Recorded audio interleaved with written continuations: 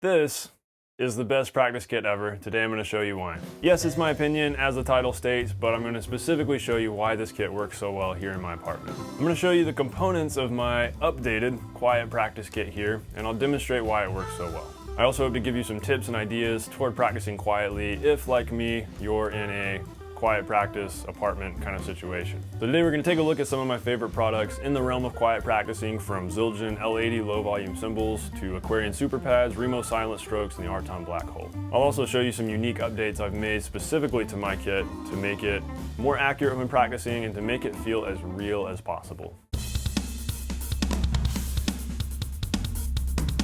Hey everybody, welcome to the Non-Glamorous Drummer. This is a channel that's all about giving you the tips and topics of the trade to help you become a better drummer by giving you the skills that really matter. If that's you and that's something you're interested in, I really hope to earn your subscription. So first off, let's check out the kit, let's listen to it, let's see what it looks like, and see what it sounds like.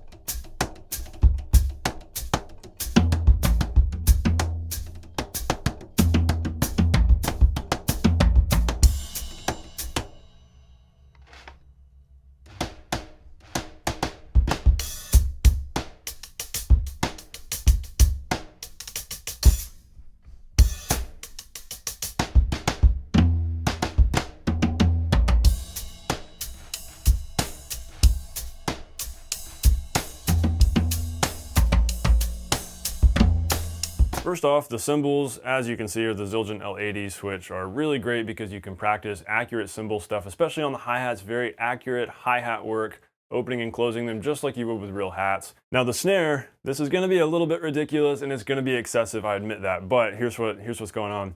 I've got the Aquarian Super Pad on the snare, and then I've got the RTOM Black Hole on top of the Super Pad. And no, I did not buy both of those just so I could do that. That would be a little bit excessive and a little bit ridiculous. I happen to have both, and so that's why I did this. I had the Aquarian Super Pads first. I bought those originally, then I bought the RTOM later on because I wanted to be able to play accurate, quiet rim shots in practicing. However, I'm not a huge fan of the sound of the RTOM. It's just a little bit, it sounds too much like a tom, I guess, because it's a mesh head. And so I think the drum heads require more muffling to really make it less of a tom sound. Plus, I think it sounds awful with the snares turned on. It's just too buzzy.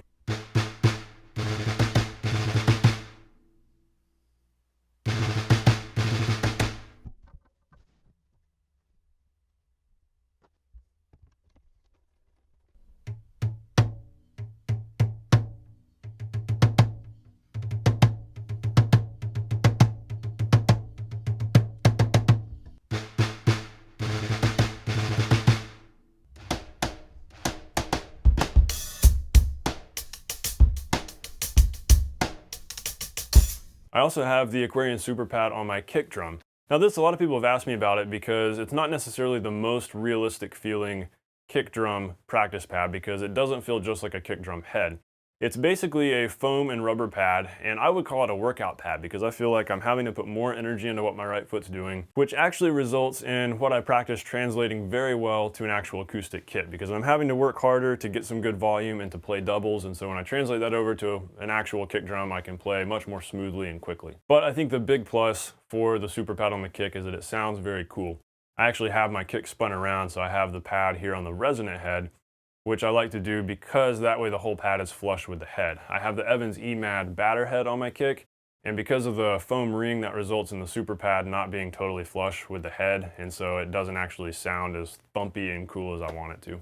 And I have the Remo Silentstrokes on toms. These are sort of a newer addition to the kit. You've seen them in the last couple of videos, but last time I made a dedicated video about this kit, I wasn't using the Silentstrokes. I resisted those for a while just because I didn't like the feel of them. I thought they were too springy. I heard online, and I think some of you guys mentioned in past comments that putting a kick drum patch on the center of the Remo Silentstroke would help deaden it a little bit and make it feel more like a real head, which I wouldn't doubt is true. That makes total sense to me. But you guys know me, I'm cheap, so I decided to go the duct tape route and put 2 strips of duct tape in the middle of the heads, which basically accomplishes the same thing and just makes it feel a little bit more dead, absorbs the stick a little more, so there's no springiness. So the floor tom head actually feels very much like a floor tom. Putting the duct tape on there and then securing the edges with some masking tape just so it doesn't peel up also helps to bring out some extra tone in the drums, which I think is very cool. So it actually improves the sound a little bit, and it improves the feel greatly, so these really work very well. And of course, we've also got everything mic'd and running through the interface, which you know a little about if you've seen some of my past videos. I've just got the 3 SM57s on the snare and on both of the toms, and a Beta 52 sitting on the back side of the kick. And then I've got that little Tascam handheld stereo condenser that's like 10 years old sitting up on the music stand in the back. You can see it back here.